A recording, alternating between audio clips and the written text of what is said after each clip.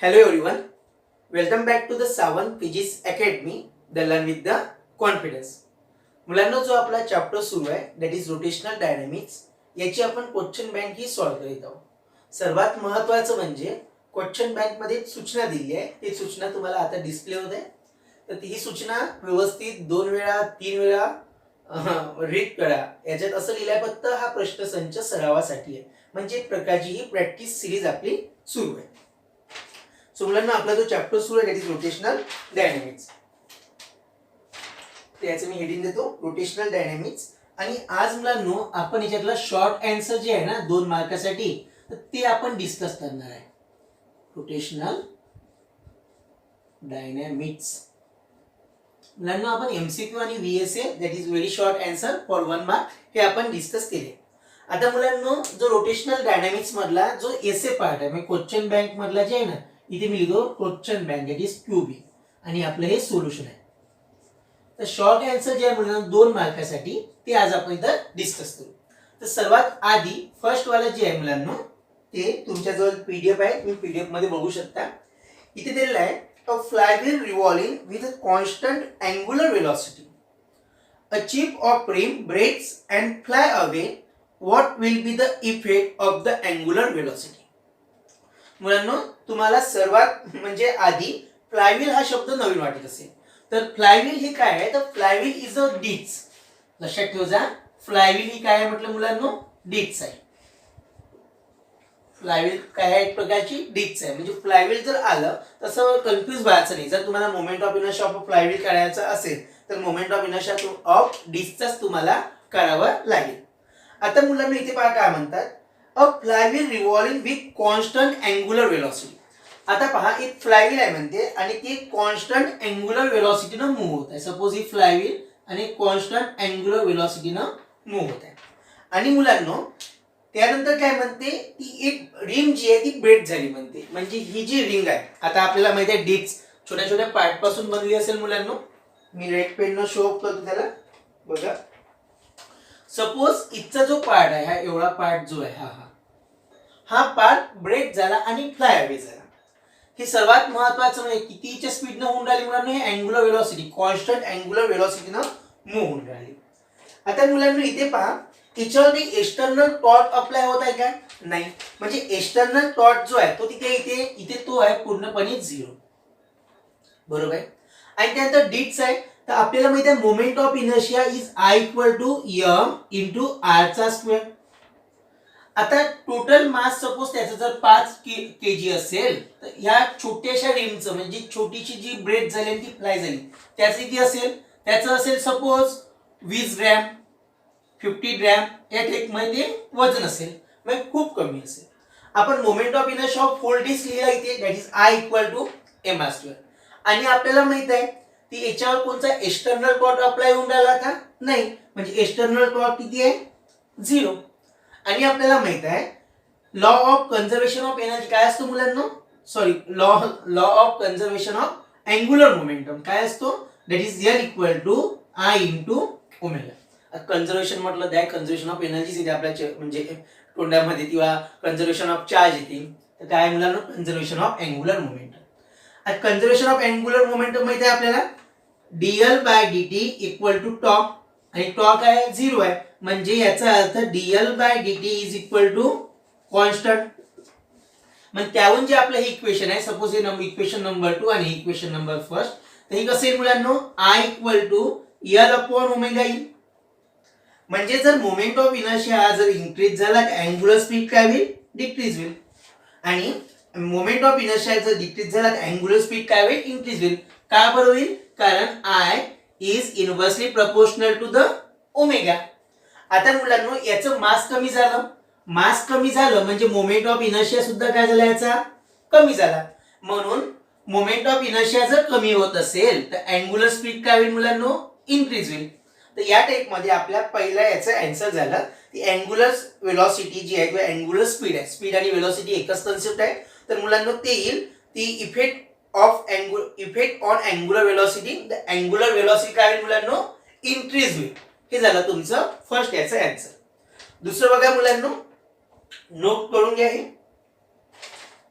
नंतर दिलाय तुम्हाला the moment of inertia of a uniform circular disc about the tangent to its one plane is 5/4 mr square, where m is the mass and r is the radius of the disc. Find the moment of inertia about an axis through its center and perpendicular to the plane. आपल्याला मुलांनो एक uniform circular disk दिली आहे. काय दिली आहे? Uniform circular disc. ती disc जी आहे मुलांनो ती या टाइप मध्ये ती अशी आपण डिस्क करू. आणि त्यानंतर मुलांनो the moment of inertia about the tangent जे आहे, टेंजंट म्हणजे इथे रे ह्या टेंजंट जो आहे म्हणजे मुलांना जो मोमेंट ऑफ इनर्शिया तो आपल्याला दिला आहे. दॅट इज याला आपण टेंजंटचा मोमेंट ऑफ इनर्शिया म्हणून आयटी म्हणू. तो हा आयटी आपल्याला दिला आहे 5/4 mr स्क्वेअर. एक मिनिट मुलांनो आपण पूर्ण फ्रेम मध्ये येत आहे ना? हो, थोडंफार इथे असं स्पॉट येत असेल. आता इथे मी लिहिणार म्हणजे इथे स्पॉट येत असेल तर इथे मी लिहिणार नाही. आता त्यानंतर पहा आपल्याला काय करायचं आहे? Find the moment of inertia about axis passing through the centre and perpendicular to plane. मी तुम्हाला सांगितलं परपेंडिक्युलर म्हणजे त्या बॉडी सोबत त्याचा अँगल किती पाहिजे? 90.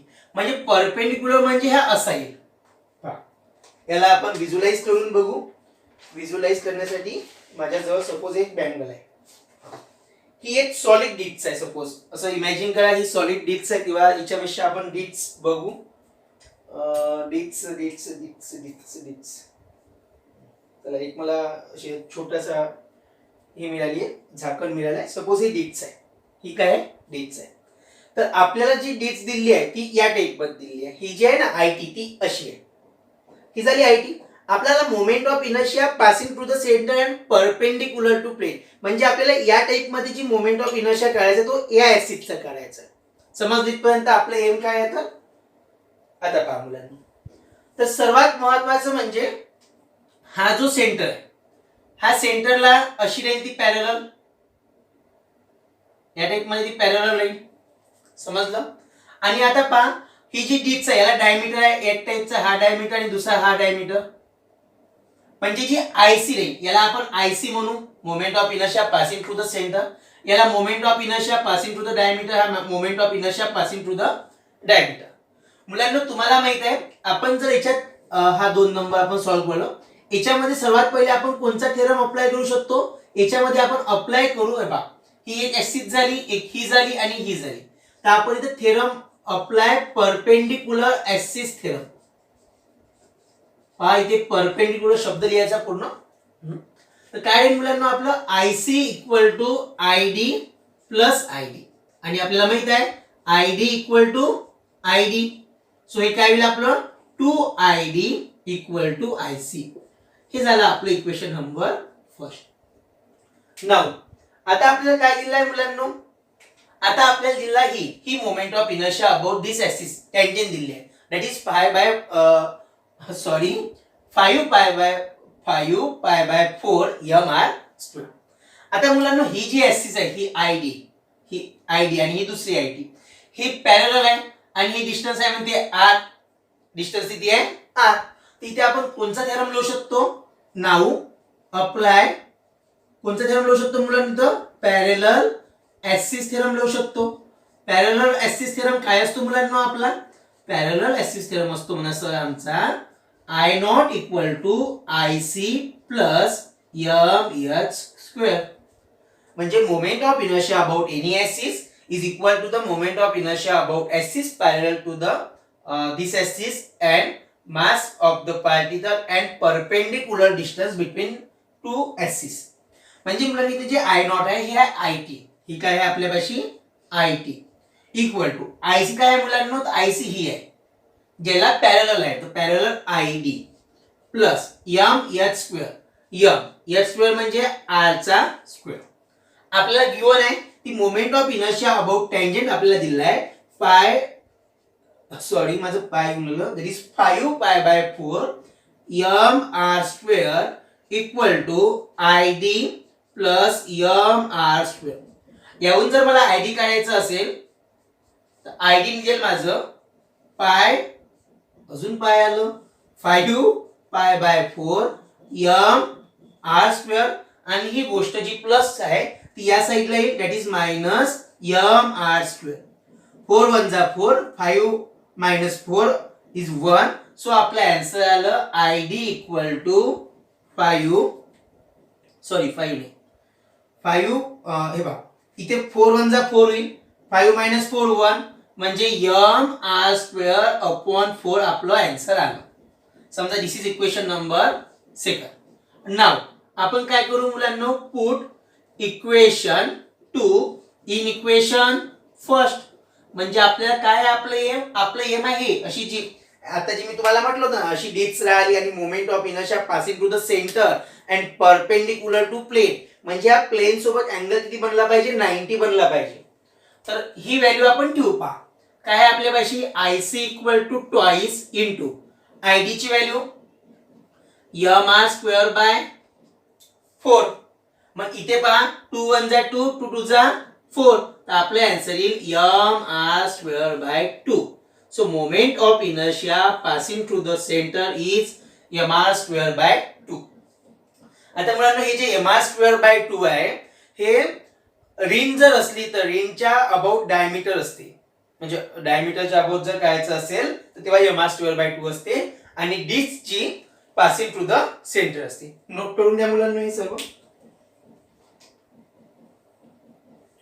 नोट झालं असेल आपण थर्ड नंबरचा आता सॉल्व्ह करू थर्ड नंबर जे तुम्हाला दिलेला आहे मुलांना ते मी रीड करतो derive an expression for maximum safety speed with which the vehicle should move along the curve horizontal road मध्ये मुलांना हॉरिझॉन्टल रोडवर एक कार मूव्ह होत आहे किंवा एखादी बस एखादी व्हेकल एखादी 4 व्हीलर अशी मूव्ह होत आहे म्हणते पहा बघू आपण सर्वात आधी इमॅजिन करा कसं येईल मुलांना हॉरिझॉन्टल रोड आहे हॉरिझॉन्टल आणि व्हर्टिकल याच्यामध्ये खूप मुलांना कन्फ्युजन असते खूप स्टुडंटना कन्फ्युजन असते मुलांना असतं बरं स्टुडंटना असते तर पहा हे काय मुलांना असं जे उभं असते ते असते व्हर्टिकल म्हणजे जी उभी लाईन असते ती असते व्हर्टिकल आणि आडवी लाईन जी असते ती असते हॉरिझॉन्टल तुम्हाला आठवत असेल इयत्ता 10वी म्हणजे क्लास 10 मध्ये तुम्ही शिकले असाल तुम्ही कशा शिकले असाल ग्रॅव्हिटेशन चॅप्टर होता त्यामध्ये न्यूटन्स दिले होते Newton's Isaac sir Isaac Newton त्या झाडाखाली बसले होते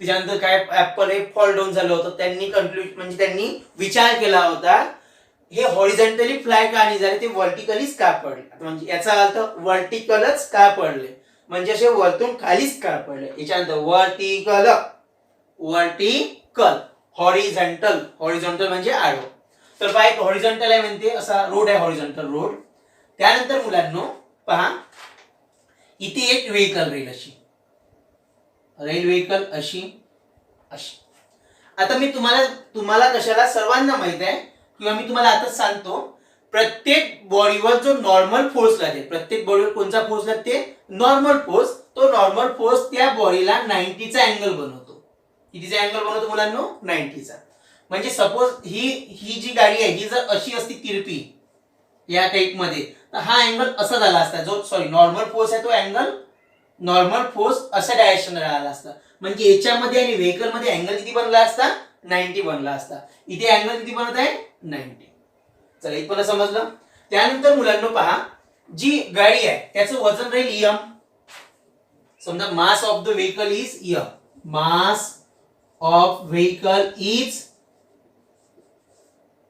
m आणि त्याच्यावर acceleration due to gravity act होऊन राहिलं असेल म्हणजे डाऊनवर्ड फोर्स ऍट विल येत तो डाऊनवर्ड फोर्स इक्वल टू राहील m इंटू g चला समजलं इथपर्यंत so w equal to m into g त्यानंतर मुलांनो पहा आता जो नॉर्मल कंपोनंट आहे हा सरळ सरळ याला बॅलन्स होऊन राहिला म्हणून आपल्याला नॉर्मल कंपोनंटला स्प्लिट अप करण्याचं काही काम नाही आणि यामध्ये जो फ्रिक्शनल फोर्स आहे हा फ्रिक्शनल फोर्स कोण बॅलन्स करेल मुलांनो हा फ्रिक्शनल फोर्स बॅलन्स करेल that is mv square by r that is centrifugal force so मुलांनो आपण इक्वेशन लिहूयावरून पहा n इक्वल टू काय मुलांनो mg n equal to mg आणि त्यानंतर हा जो फ्रिक्शनल फोर्स आहे हा काय बॅलन्स करेल that is mv square by r हे झालं इक्वेशन नंबर 1 आणि हे झालं इक्वेशन नंबर 2 हॉरिझॉन्टल मी इथून इरेज करतो इथे मी लिहितो mv स्क्वेअर बाय r बघा मुलांनो इक्वेशन 2 ला आपण इक्वेशन 1 ने डिवाइड करू. इक्वेशन 2 डिवाइडेड बाय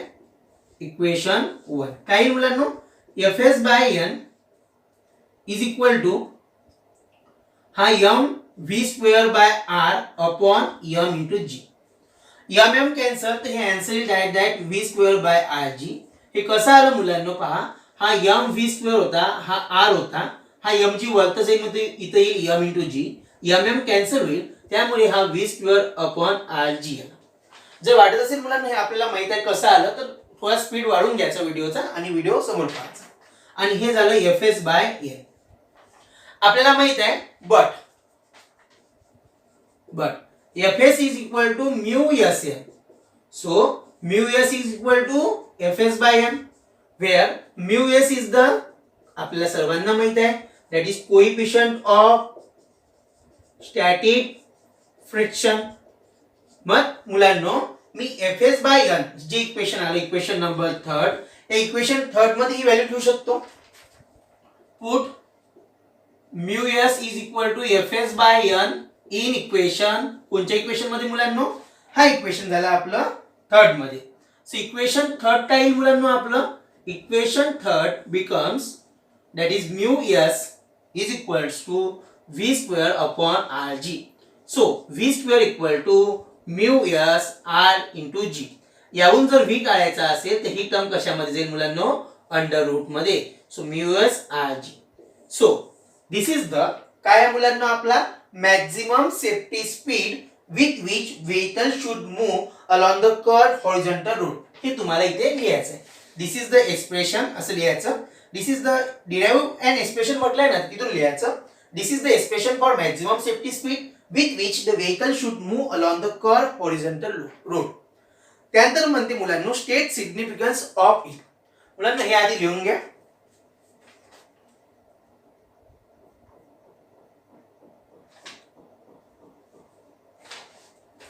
चला, इथे मॅक्झिमम म्हटलं तर आपण इथे व्ही मॅक्स सुद्धा लिहू शकतो. काय लिहू शकतो इथं, व्ही मॅक्स. आपण मुलांना सिग्निफिकन्स असं लिहू शकतो, that is V max is depend on the mu S. Mu S वर डिपेंड आहे. त्यानंतर तो कशावर डिपेंड राहील मुलांना, तो डिपेंड राहील आर वर, तो डिपेंड राहील जी वर. त्याच नंतर हा व्हॅरी होईल, तर व्हॅरी कशासोबत होईल, तर स्पीड हा व्हॅरी कशामुळे होईल पहा. आर हा कॉन्स्टंट राहील, आर कसा राहील, कॉन्स्टंट राहील. जी सुद्धा कॉन्स्टंट राहील, फक्त हा जो म्यू एस आहे, म्यू एस म्हणजे कोएफिशिएंट ऑफ स्टॅटिक फ्रिक्शन. तुम्हाला माहित आहे पावसाळ्यात त्याचा कोएफिशिएंट ऑफ स्टॅटिक फ्रिक्शन वेगळा राहील, उन्हाळ्यात वेगळा राहील, हिवाळ्यात वेगळा राहील, रोड प्रमाणे वेगळा राहील. म्हणजे रोड जर रफ असेल तर वेगळा राहील, स्मूथ असेल तर वेगळा राहील. तर V max varies with mu S. म्हणजे आपण असं म्हणू शकतो, the speed varies with mu S. Mu S is the coefficient of the static friction. याप्रमाणे म्हणून सिग्निफिकन्स लिहायचे तुम्हाला. सिग्निफिकन्स मध्ये आधी लिहायचं Vmax is depend on the R, Vmax is depend on the G, Vmax is depend on the mu S, that is coefficient of static friction. Vmax varies with mu S. नंतर काय लिहायचं, Vmax varies with mu S. त्याच्यानंतर तुम्ही असं लिहू शकता की maximum speed is independent from mass of the vehicle किंवा independent of mass of the vehicle. Mass of व्हेकलवर तो डिपेंड राहणार नाही. तर तुम्हाला एवढं लिहायचं आहे त्यामध्ये. आता मुलांना त्यानंतरचं आहे, तुम्ही नोट करून घ्या. 4 नंबर आहे, the moment of inertia of a body about given axis is 1.2 kg per meter square. Initially the body is at rest. पहिली बॉडी ती रेस्ट मध्ये आहे म्हणते. त्यानंतर हे 3rd नंबर होतं मुलांना, इथे 2च राहिलं, ते 3rd नंबर होतं.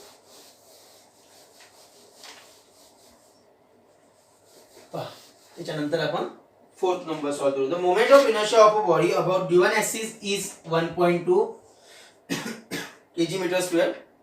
Initially the body is at rest. For what duration on angular acceleration 25 radian per second must be applied about the axis in order to produce rotational kinetic energy of 1500 joule. आता मुलांना आपल्याला काय करायचं आहे यामध्ये, तर यामध्ये आपल्याला सरळ सरळ टाइम काढायचा आहे. तर पहा गिवन लिहू आपण. तर गिवन काय आहे, मोमेंट ऑफ इनर्शिया दिला, that is 1.2 kg meter square. मुलांना याचे एसआय बरोबर आहे, त्यामुळे याला कन्व्हर्शन करायची आपल्याला नेसेसरी म्हणजे गरज नाही आहे. त्यानंतर मुलांना आपल्याला काय सांगितलंय, the initially body is at rest, म्हणजे जी इनिशियल अँग्युलर रेट म्हणजे अँग्युलर स्पीड जो आहे इनिशियली तो किती राहील 0. मी ते ओमेगा सफिक्सला आय असं डिनोट करतो, दॅट इज ओमेगा आय म्हणजे इनिशियल वेलोसिटी, पण कोणची वेलोसिटी, अँग्युलर वेलोसिटी. त्यानंतर for what duration for the angular acceleration, angular acceleration म्हणजे मुलांनो अल्फा. सो ते अल्फा दिलाय मुलांनो आपल्याला 25 रेडियन पर सेकंड स्क्वेअर इथपर्यंत आपल्याला दिलाय. आणि त्यानंतर आपल्याला जी रोटेशनल कायनेटिक एनर्जी दिली आहे म्हणजे कायनेटिक एनर्जी ऑफ रोटेशनल ती दिलेली आहे, ती किती आहे म्हणते मुलांनो 1500 जूल. आता पहा आपल्याला काय करायचं आहे मुलांनो, तर आपल्याला टाइम काढायचा आहे. आता तुम्हाला माहित आहे इथे एक महत्त्वाचं पॉइंट आहे की अँग्युलर ऍक्सेलरेशन दिलेलं आहे आपल्याला, आणि त्यानंतर आपल्याला काय सांगितलंय, सर्वात महत्त्वाचं म्हणजे the initially body is at rest for what duration on the angular acceleration 25 radian per second square must be applied about the axis in order to produce rotational kinetic energy of 1500 joule. तर मुलांना आपल्याला omega final पण लागेल, omega final सुद्धा आपल्याला काम पडेल, आणि अल्फा कॉन्स्टंट आहे त्यामुळे आपल्या कायनेमॅटिकल इक्वेशन जे अप्लाय होईल. तर कायनेमॅटिकल इक्वेशन काय होते मुलांनो, जो होता v = u + at, याला आपल्याला कशामध्ये लिहायला लागेल, याला आपल्याला अँग्युलर फॉर्म मध्ये लिहायला लागेल. तर पहा omega final = omega initial plus alpha into T. T जर करायचं असेल तर टी = हा omega final minus omega initial upon alpha, हे आपल्याला प्रूव्ह करावं लागेल. आता ओमेगा कसं काढू मुलांनो आपण, तर पहा सर्वात आधी तुम्ही हे गिवन लिहून घ्या, मी थोडं ते इरेज करतो.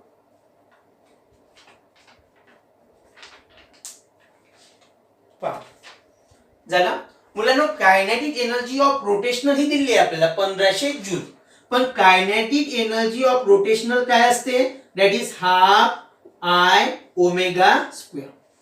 हा ओमेगा फायनल रेट, हा काय रेट ओमेगा फायनल. तर यावरून पहा मुलांनो, कायनेटिक एनर्जी ऑफ रोटेशनल दिली आहे आपल्याला 1500 = 1/2 आय इंटू ओमेगा स्क्वेअर. आपल्याला आय ची सुद्धा व्हॅल्यू दिली आहे, मी हे पेज ठेवून देतो. आय ची पण व्हॅल्यू दिली आहे 1.2, म्हणजे इथे पहा 1/2 इंटू 1.2 इंटू ओमेगाचा स्क्वेअर. आता ओमेगा स्क्वेअरची जर व्हॅल्यू पाहिजे असेल आपल्याला, तर हा 2 काय होईल मुलांना, इथं मल्टिप्लाय मध्ये जाईल आणि 1/2 डिवाइड मध्ये.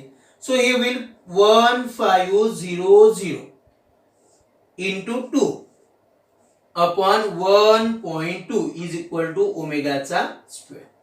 मुलांना तुम्ही हे नोट केलं का, हे म्हणजे आपल्याला असं लिहायचं होतं, इथे लिहायचं आहे किंवा आपण याला पहिले आधी इरेज करून घेऊ.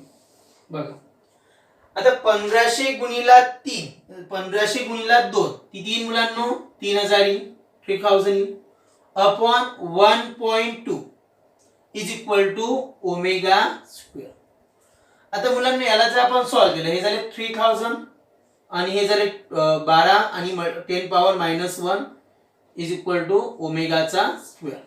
आणि हे जर आपण सॉल्व केलं तर 12 × 12 12 × 2 = 24, म्हणजे 6 उरले, 12 × 5 = 60 आणि 0 म्हणजे 250, आणि हा 1 वरती जाईल, so 10 power +1 equal to omega square. So omega स्क्वेअरची व्हॅल्यू आपल्यापाशी 2500 किती येईल, 2500. 10 पॉवर -1 सॉरी 10 पॉवर 1 आहे ना, तो आपण देऊन दिला. म्हणजे याच्यावर जर ओमेगा जर काढायचा असेल तर 2500 साठी किती मुलांनो, दॅट इज हे जाईल पूर्ण टर्म अंडर रूट मध्ये, हे जाईल अशी 2500, म्हणजे आपलं बाहेर आन्सर येईल ओमेगा = 50. आता जो मी फॉर्म्युला इथे लिहिला होता, इथे जो फॉर्म्युला आपण आता ओमेगा फायनल आला आपल्याशी 50, जो फॉर्म्युला लिहिला होता मी, that is omega final minus omega initial upon alpha equal to t. तर मुलांनो हे आपण याच्यामध्ये व्हॅल्यू ठेवू. पहा omega final 50 minus omega initial 0 upon alpha किती दिला आहे 25 is equal to t. 50 - 0 50 upon 25 equal to t. 25 एक 25, 25 दुने 50, म्हणजे टी इक्वल टू किती आलं 2, आणि युनिट काय आहे मुलांनो सेकंद, युनिट सेकंद, म्हणजे जो टी आहे तो आला 2 सेकंद. या टाइप मध्ये आपलं हे न्यूमरिकल आलं. व्यवस्थित लिहून घ्या मुलांना. जो मी फॉर्म्युला लिहिला होता ना तो इथे याच्यानंतर फॉर्म्युला लिहून टाकत जातो. Omega final minus omega initial upon alpha equal to T. हा कसा आला मुलांनो पहा. कायनेमॅटिक इक्वेशन आहे that is v equal to u plus at.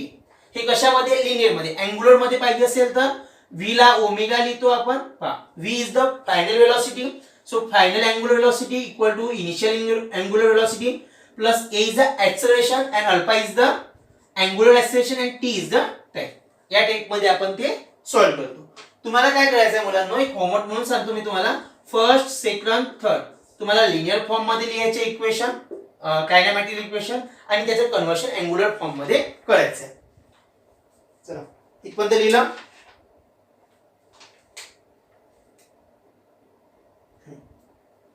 त्यानंतर आहे मुलांनो अ बकेट कंटेनिंग वॉटर. एका बादलीमध्ये पाणी आहे म्हणते. Is tied to the one end of the rope of a 5 metre and it's rotated in a vertical circle about other end. Find the number of rotation per minute in order that water in bucket may not spill. म्हणजे मुलांना water काय झालं नाही झालं पाहिजे, म्हणजे spill नाही झालं पाहिजे. स्पिल म्हणजे खाली निघालं पाहिजे. तर काय करायचं म्हणजे मुलांना तुम्हाला एक असा स्ट्रिंग घ्यायची आहे. मला एक टाइपची सिरीज मिळाली, खूप छान सिरीज आहे आपल्यापाशी. जाईन समजा ही अशी आहे म्हणते, आणि याला या टाइप मध्ये फिरवायचं आहे म्हणते, असं व्हर्टिकल सर्कल मध्ये फिरवायचं आहे. आणि व्हर्टिकल सर्कल मध्ये फिरवल्यानंतर हे समजा ही बाल्टी आहे, त्या बाल्टीतलं पाणी खाली निघालं पाहिजे म्हणते. म्हणजे सरळ सरळ तुम्ही ओले नाही झाले पाहिजे म्हणजे ते असं फिरवताना तुम्ही असं बारिश नाही झाली पाहिजे म्हणजे तुमच्या, म्हणजे पाऊस नाही आला पाहिजे म्हणते. तर पहा मुलांनो काय करू आपण त्यासाठी. सर्वात आधी आपल्याला माहित आहे त्या खाली का बरं येत नाही, कारण त्याच्यावर कोणता फोर्स ऍड होतो, सेंट्रीफ्युगल फोर्स ऍड होतो. मग सपोज जर आपण पाहिलं, पहा ही अशी डायग्राम मी इरेज करायचं विसरूनच दिलो. फक्त रेडियस किती याच्यामध्ये 5 मीटर दिलेली आहे. फक्त एक लक्षात ठेवायचं रेडियस किती आहे 5 मीटर. तर पहा मुलांना काय म्हणते, कसा सर्कल आहे. या सर्कल मध्ये तुम्ही व्हर्टिकल सर्कल आहे, त्यामध्ये तुम्ही ते बकेट असे व्हील करत आहे. तर या पॉइंटला समजा तुमचा हँड आहे, तर ही झाली या टाइप मध्ये आणि इथं झाली बाल्टी. आता आपल्याला माहित आहे जो त्याचं जे वेट राहील ते डाऊनवर्ड ऍट होईल, पण हे पाणी का बरं खाली नाही येणार, कारण याच्यावर कोणता फोर्स ऍट होईल, दॅट इज सेंट्रीफ्युगल फोर्स.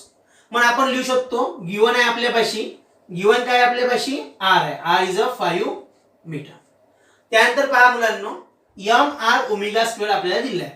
तर एम आर ओमेगा स्क्वेअर ला काय बॅलन्स करेल, त्याचं वेट बॅलन्स करेल, त्या बादलीचं वेट बॅलन्स करेल, दॅट इज एम. पण याहून जर ओमेगा स्क्वेअर जर काढायचा असेल तर हा एम का मल्टिप्लाय मध्ये जाईल, तर डिवाइड मध्ये जाईल, डिवाइड मध्ये जाईल, म्हणजे हा एम आणि हा m g upon m r. M आणि m cancel, g upon r is equal to ओमेगाचा स्क्वेअर. सो यावरून जर ओमेगाचा स्क्वेअर आहे तर ओमेगा इक्वल टू काय मुलांनो, अंडर रूट जी अपॉन आर, अंडर रूट जी अपॉन आर. आणि ओमेगा असते ट्वाइस पाय एन, ट्वाइस पाय एन, 1/t ला आपण ट्वाइस पाय एफ ला आपण ट्वाइस पाय एन लिहिला. आता एन पहा, तर अंडर रूट जी अपॉन आर लिहिते, अंडर रूट जी अपॉन आर. आता बघा मुलांनो काय होईल, हा 2 पाय जो आहे, हा 2 पाय आपण आधी लिहू देऊ, इथे एन लिहू, इथे एन लिहू. आता मला सांगा हा जो ही जी टर्म आहे किंवा असं लिहू आपण सरळ सरळ जी आर अपॉन 2 पाय, समजलं. किंवा याला कसं लिहिता येते 1/2 पाय इंटू जी अपॉन आर. आता व्हॅल्यू ठेवू मुलांनो, आपल्याला जी ची व्हॅल्यू दिलेली नाही आहे म्हणून मी सरळ सरळ इथे लिहू का, नाही ह्या साईडने लिहितो. पहा इथे नाही लिहू, 1/2 इंटू पाय ची व्हॅल्यू माहिती आपल्याला 3.142 इंटू जी ची व्हॅल्यू माहिती आपल्याला 9.81 अपॉन किती आहे आर, आर आहे आपल्यापाशी 5 मीटर, म्हणजे 5 मीटर आहे ना. आता पहा मुलांनो काय करू आपण इथे, हा 9.81 ला बाहेर आणू, म्हणजे अंडर रूट 9.81 ला बाहेर आणू, अंडर रूट 9.81 ला बाहेर आणू, तर याची व्हॅल्यू येते 3.13. समोर येते म्हणजे कंटिन्यू येते 3.13 याचा आन्सर आला. आता 3.13 आणि खाली आहे 3.14, याला जर आपण डिवाइड केलं तर 0.99 म्हणजे जवळपास 1 येईल. म्हणजे अप्रॉक्सिमेट हे 1च येते. म्हणजे इथं पहा सरळ सरळ काय राहील, तर हे 9.81 बाहेर जर घेतला आपण तर वरतून समजा हे 9.81 अंडर रूटच्या बाहेर जर आणलं 3.13 येते म्हटलं आणि 3.142 ला आपण काय करू, कट करू. आणि कट केल्यानंतर काय येईल मुलांनो, 1/2 येते. बरोबर आहे ना. हे आणि हे कॅन्सल झालं. इथे काय आलं मुलांनो, 1/5 राहिलं. 1/5 राहिलं. 1/2 1/5 म्हणजे मुलांनो पहा 1/5 किती होते, म्हणजे 100ला 5 न जर आपण डिवाइड केलं किती राहील, 20 राहील. म्हणजे 1/5 0.2 राहील. आता 0.2 ला आपण लिहू दॅट इज 1/2 जसंच्या तसं. ह्या 0.2 ला लिहितो मी 20. काय लिहितो, 20. आणि पहा डेसिमल पॉइंट 1 2 इंटू 10 पॉवर -2 होईल, कारण राईट साइडला शिफ्ट केलं. याला बाहेर आहे ना 20. 20 म्हणजे 5 दुने 10, तर √5 इंटू 2 आणि 10 पॉवर -2 अंडर रूट मध्ये, तर बाहेर 10 पॉवर -1 अपॉन हे 2. हे 2 आणि हे 2 कॅन्सल. तर आता आपल्याशी आलं √5. ती त्याला आपल्याशी √5. आता √5 ची व्हॅल्यू, √5 ची व्हॅल्यू 3, √4 ची 2 येते. दॅट इज ही व्हॅल्यू येते 2.236. अप्रॉक्सिमेट येते 2.236 इंटू 10 पॉवर -1 इंटू 10 पॉवर -1. हा -1 वापस देऊन द्या, म्हणजे 0.2236. काय येईल तुमचा, हा येईल आपला n. हे काय येईल आपलं n. पण कशामध्ये आलं ह्या, RPS म्हणजे सेकंड मध्ये आलं. पण आपल्याला काय पाहिजे, मिनिट मध्ये पाहिजे. तर मिनिट मध्ये जर पाहिजे असेल तर आपण या n ला कितीने मल्टिप्लाय करू, 60 ने मल्टिप्लाय करू. सो काय येईल आपलं 0.2236 मल्टिप्लाइड बाय 60. करा सॉल्व आहे. पहा इथे मी रफ मध्ये करतो. किती लिहिते, हा 2236 लिहितो आणि याला 60 लिहितो आणि याला 10 पॉवर -4 लिहितो. 0 0 0 0 6 6 36 साइन टेक 18 19 20 21 1 हातचे आले 2 साइन 2 12 2 14 4 हातचा आला 1 साइन 2 12 आणि 1 13 आणि हा डेसिमल पॉइंट 4 वापस देऊन देऊ. तो 1 2 3 4. तर आपला आन्सर आला मुलांनो 13.4. ते आला आपला 13.4 आणि आपल्यामध्ये जे आन्सर दिला आहे ते दिला आहे 13.37. 13.37 दिला आहे. तर अप्रॉक्सिमेट आलं मुलांनो आपल्या इथे. आता आपण हे सरळ पद्धत म्हणजे कॅल्क्युलेशन पद्धत घेतली. तुम्ही लॉग टेबल न सॉल्व्ह जर केलं तर व्यवस्थित येईल. प्रत्येक लॉग टेबल जर सॉल्व्ह केला तर तुमचे आन्सर इथे येऊ शकते. तर ते 13.4 सुद्धा आपला आन्सर आला. तर आपल्या आन्सर 13.41 आलं. किती आलं, 41. तर हे तुम्ही थोडंसं काहीतरी आपला एखादी व्हॅल्यू मध्ये प्रॉब्लेम झाला असेल, ते जी ची व्हॅल्यू 9.80 देतली किंवा 9.81 देतली, तुम्ही 80 लिहून पाहिजे किंवा फक्त 9.8च ठेवून पहा आणि सॉल्व्ह करून पहा. हे RPM. So n equal to RPM. इथे लिहितो मी 13 पॉइंट किती आलं मुलांनो 41 RPM. हे तुमचं आन्सर आलं. एक वेळा स्वतः करून बघाल मुलांनो. पहा त्यानंतरचा प्रश्न पहा. चला लिहिलं असेल लिहून घ्या. A body weighing 0.5 kg. एका body 0.5 kg tied to the string is projected with the velocity of 10 meter per second. The body starts reeling in a vertical circle. If the radius of the circle is 0.8 meter, find the tension in the string when the body is at top of the circle. आता मुलांनो जर body in the top of the circle जर राहिलं पाहिजे, circle मी जसे तसंच ठेवतो.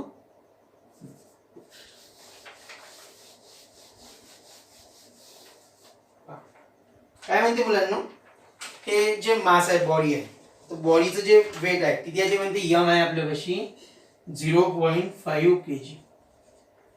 आणि मुलांनो ऍट द टॉप काढायचं आहे. तर तुम्हाला माहित आहे टॉप मध्ये टेन्शन सुद्धा खाली राहते आणि mg सुद्धा काय राहते, खाली राहते.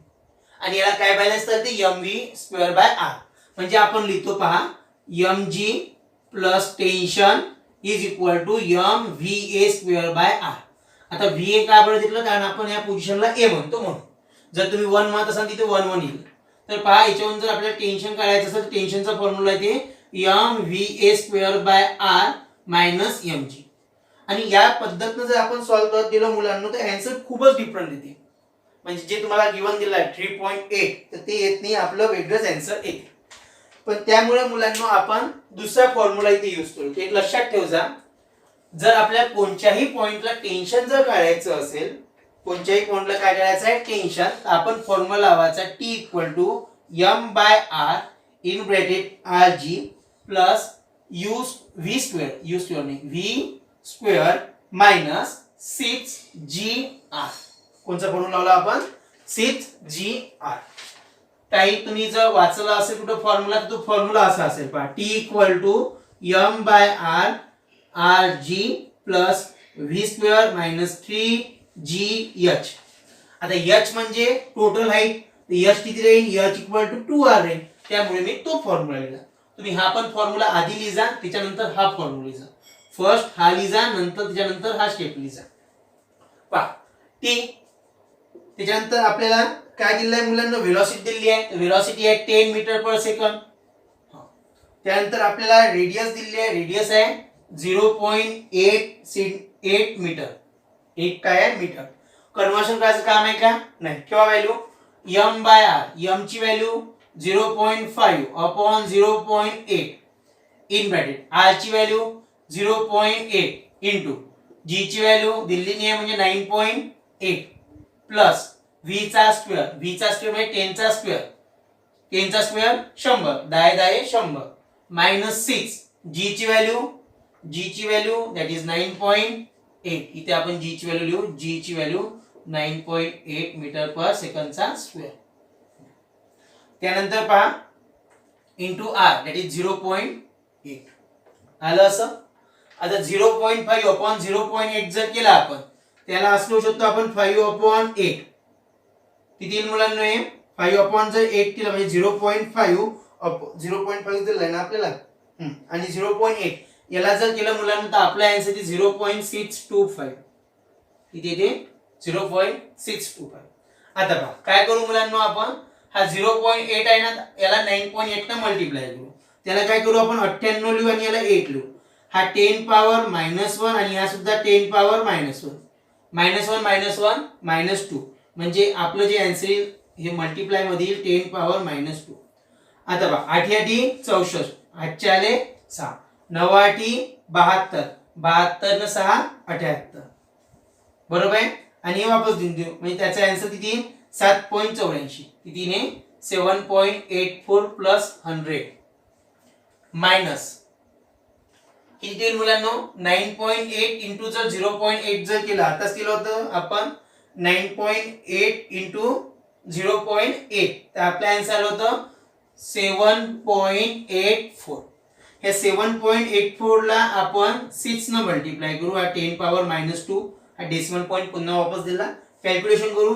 6 चौक 24, 7 आले 2, 6 6 36, साइन साठी 42, साइन साठी 48, 49 50 2, 7 आले 5, 7 5 सॉरी 7 सकम 6 36, साइन साठी 42, 42 आणि 5 किती होते मुलांना 42 आणि 5 47. तर हे लक्षात द्या मुलांना 47 झालं ना. 1 मिनिट मुलांना 6 चौक 24, 4 7 आले 2, 6 6 36 साइन साठी 48, 49 50, 7 आले 5, साइन साठी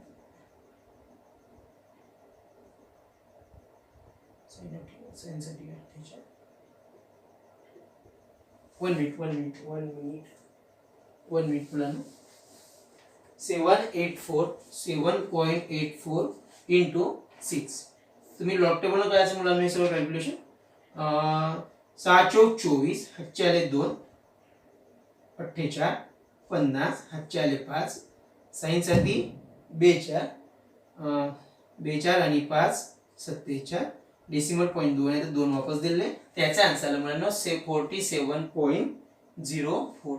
47.04 आणि याचा आलं मुलांना आपलं 100 प्लस 100 किती येईल मुलांना याचं दॅट इज 107.84. आता 107.84 मधून 47.04 मायनस करा.